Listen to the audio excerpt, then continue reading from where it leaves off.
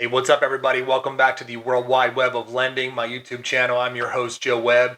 Appreciate you visiting. You're obviously here on my podcast, which is officially named Connected to the Web, two B's, obviously. And before we get started, I want to say let's go Ravens. It's January 10th, 2025. Tomorrow, the 11th, on a Saturday, we play the Pittsburgh Steelers in which will be a very heated game, I'm sure. Everybody thinks the Ravens are going to run away with it. I think they're going to win. I'm wearing my Purple Friday gear, but it's going to be a tight game, AFC North style, and I'm excited. Anyway, so this is the second recording. My session 0 was supposed to be to introduce you guys as to what you can expect on this podcast if you become a listener, and what the purpose of my time spent would be. But I recorded that episode, named it 0.0, showed it to friends and family, and I got some pretty interesting feedback, and they said that I should give a little more information about myself. So that's what I'm here today doing, kind of recording and having some fun about.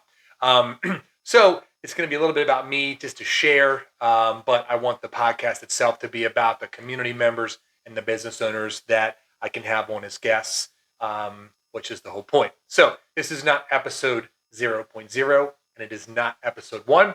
We are officially episode 0.5.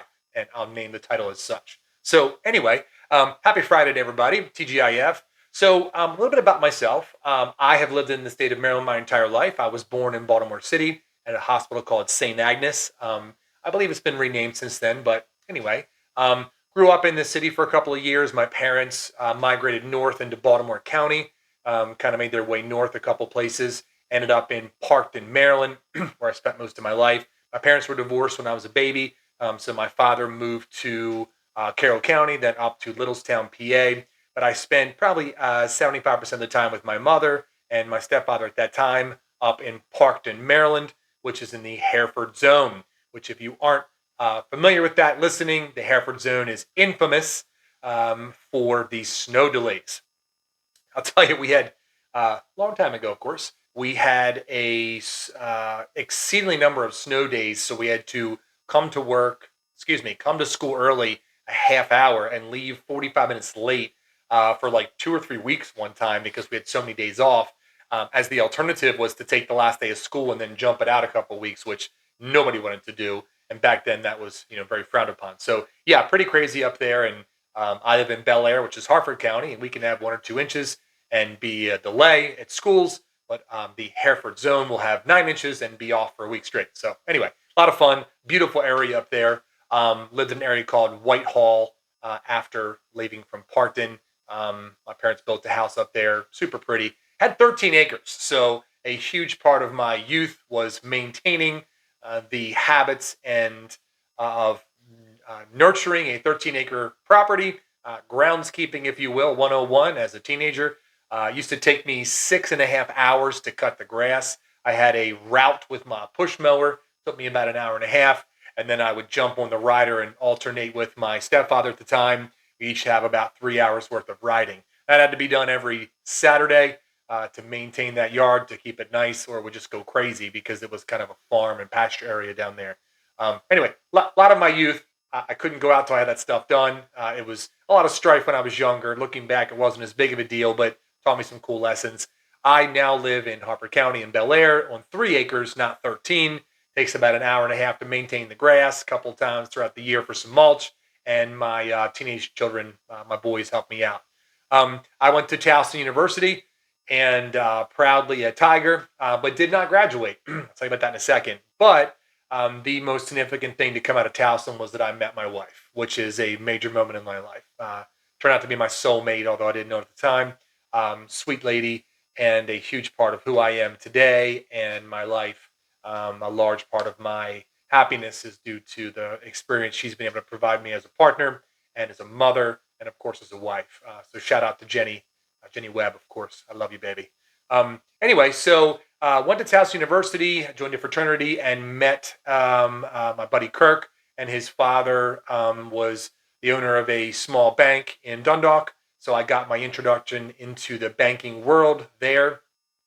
Met one of 2 or 3 very powerful forces in my life. A lady named Susan Key. Susan, if you're listening, please, I'd love to have you on here. You're one of my original mentors. But she was a very maternal figure who was um, very powerful force. When she walked in the room, you knew who she was and why she was there, and she demanded your attention, commanded your attention, if you will.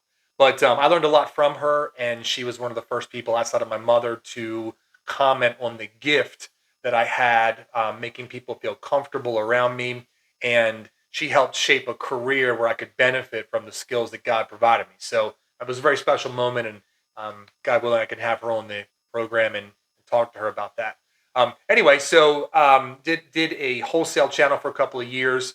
In 2004 or five, I finally accepted an offer for the third or fourth time to work with some gentlemen that I'd worked with in retail clothing at Towson Town Mall, which is in central Baltimore County, north of Towson. And they were loan officers, and they said, Joe, this is a really great career. We think you'd be great for it. And they would turn out to be right.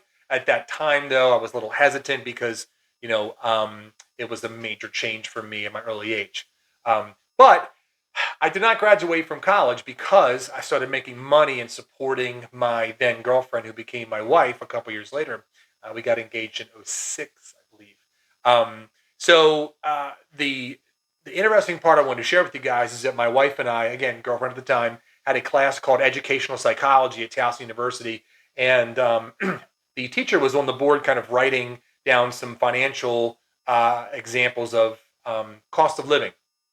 Now, the exercise in the lesson was that you can't have a faint of heart becoming a teacher, and just kind of having a philosophical debate on why teachers aren't paid what their actual value is to the society. And I thought it was fascinating. But at the end of that course, after seeing the cost of living, average rent at the time, bills at the time, which did not include massive cell phone bills, I looked at my girlfriend at the time and I was like, we both can't be teachers.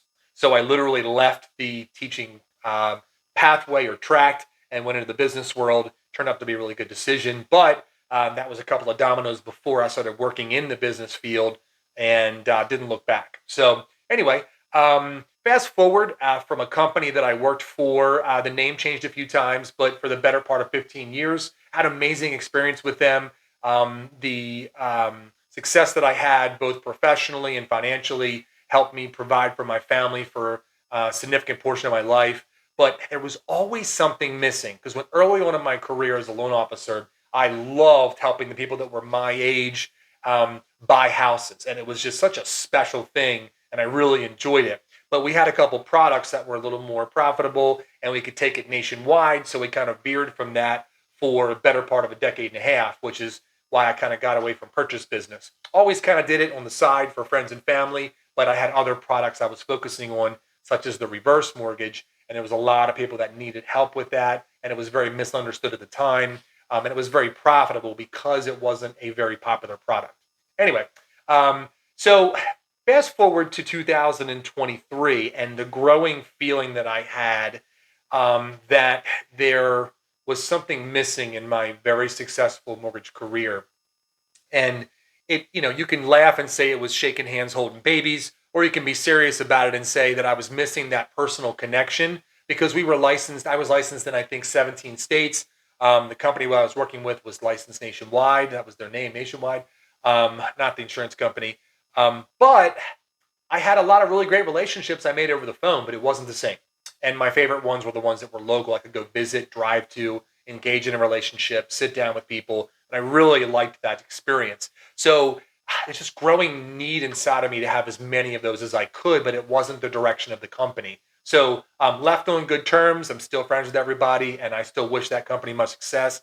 But I went out on my own to kind of see what path I could carve, which is kind of why we're here today. So I reconnected with a gentleman I had worked with and his wife, back in the original version of that company I worked for 15 years, although it changed names and they moved on to other things. We reconnected through a house that I was flipping, and this gentleman provided the pre-approval letter to purchase that home. And I recognized his face. We had a little fun experience, reconnected. It ultimately ended up being something that became a working relationship as he made an offer to work for him, and I took it. So now I work at Blevins Home Mortgage with my partner, Chad Blevins, and Becky Blevins, his wife.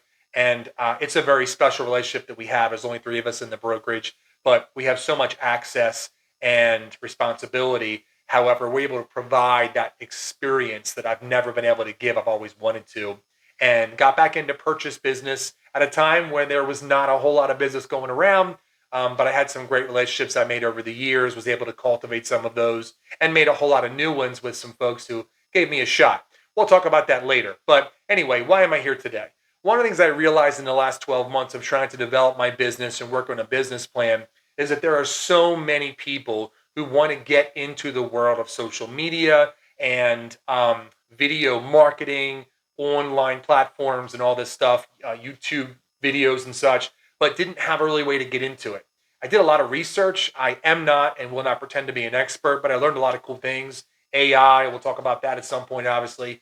But I realized that these businesses that are being run by everyday Americans, these folks have to focus on driving sales, maintaining the operational flow of their company, growing and expanding with the markets, or declining and shrinking if they have to.